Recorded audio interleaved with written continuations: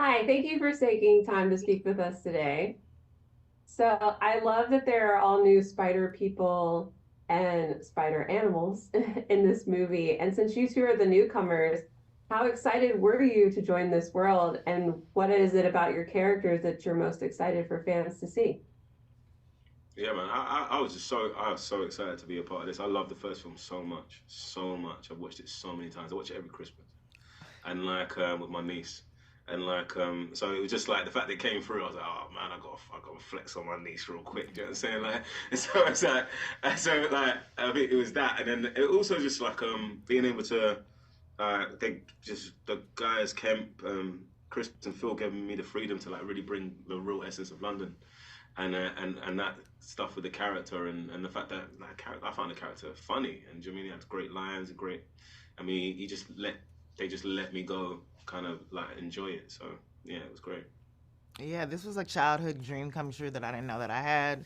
And, to play Spider Woman, like, that was, and get that call, that just made my entire year. And, the people around me know how much Spider Man means to me. So it was just incredible. And I had such a blast working with the filmmakers to bring her to life.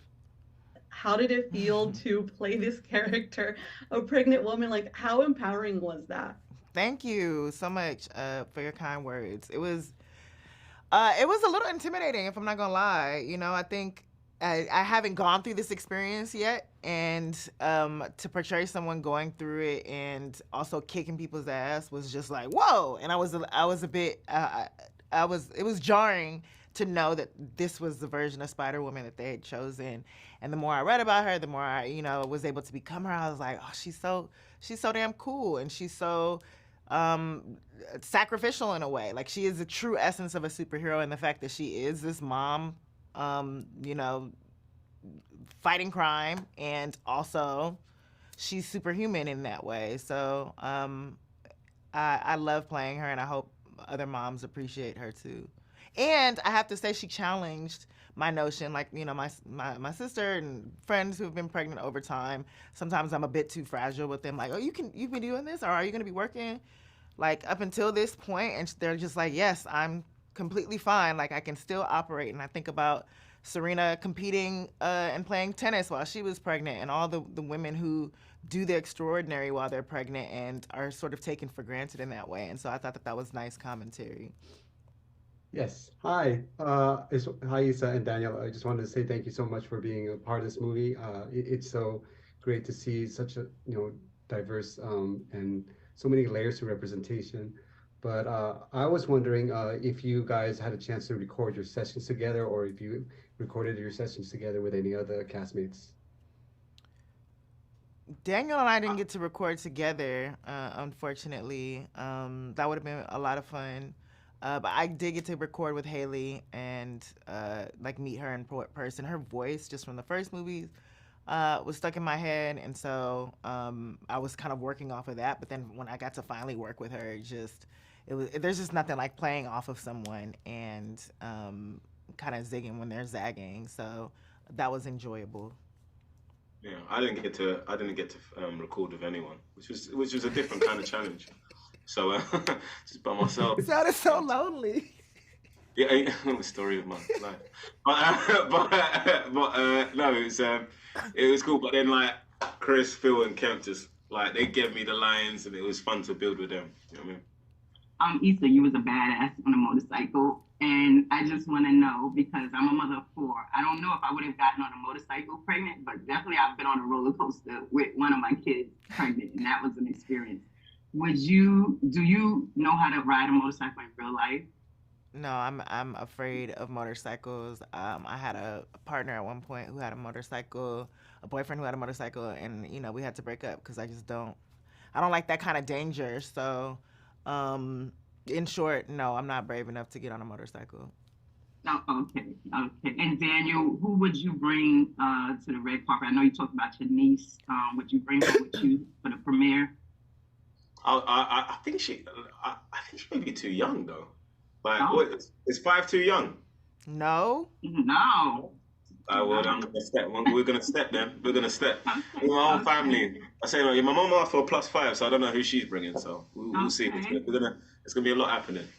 My question for both of you is, what's your favorite Spider-Verse from this film and why? Oh, that's a spoiler. But I did think the way Gwen's world was like the colors was just it was real. It was a real like it was like a trip.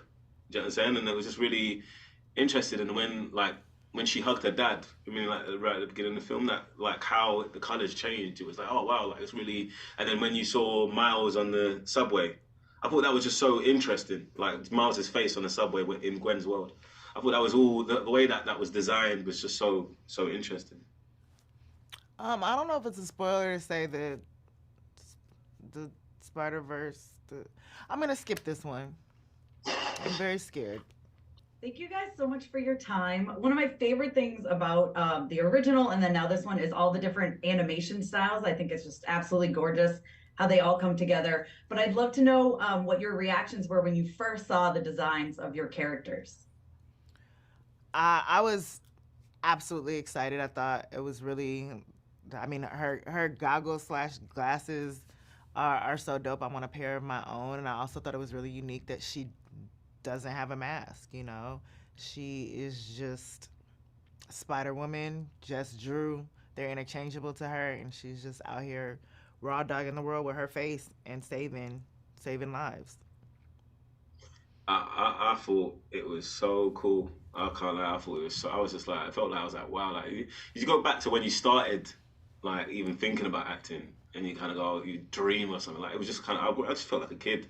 Just felt like a kid. Like when I started it, like I was 14, and seeing films that I wish I'd be in something like this, and to be in this, like where the characters that you can kind of build, and like the world. I just felt it was just so quite an overwhelming feeling. I felt very grateful.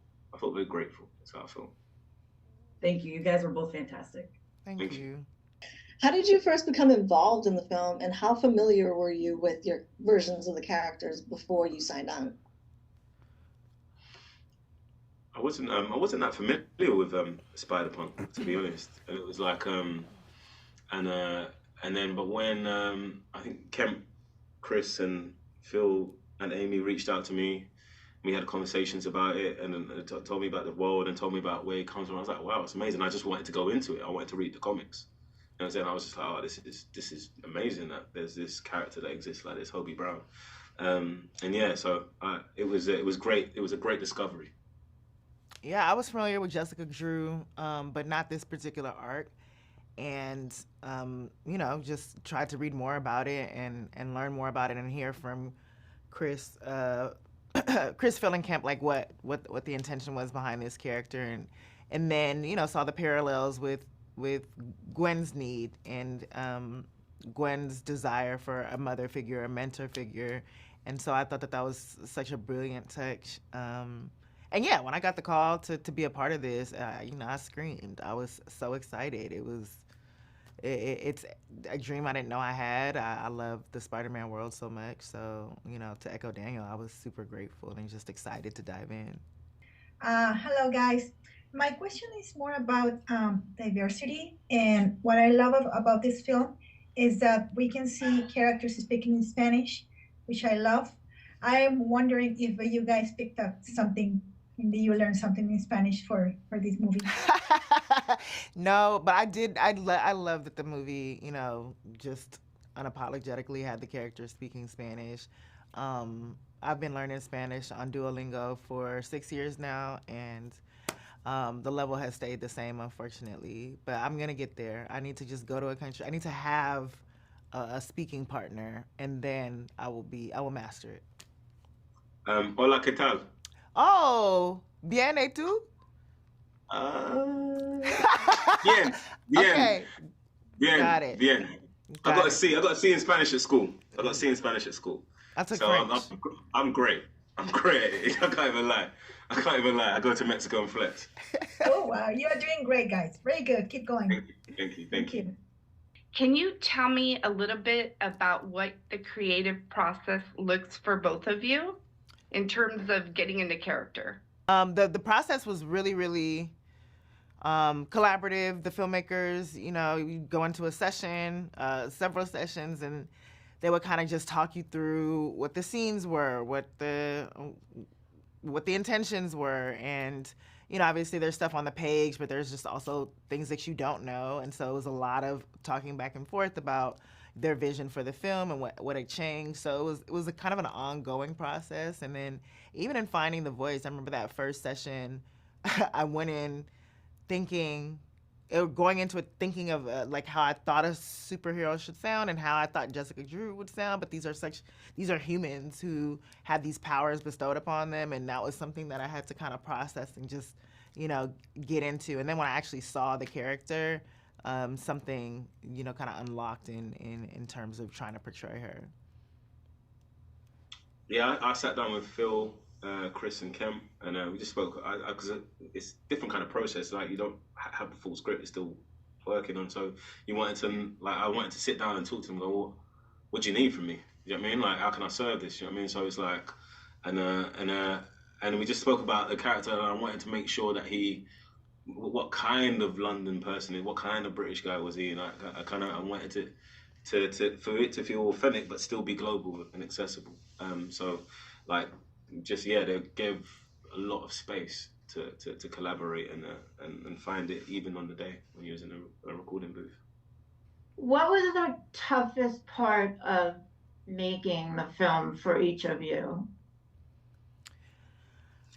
I think at the beginning, for me, it was just like making sure I did a job that I like. I just wanted to do the best that I could do. Do you know what I mean? Like, it's kind of like, yeah, you're having this new character, and we're making our own version of the Spider-Punk character. And so you're like, oh, like, I want to make sure that the character that we build honors the comics. You know what I mean? And the fans that love Spider-Punk.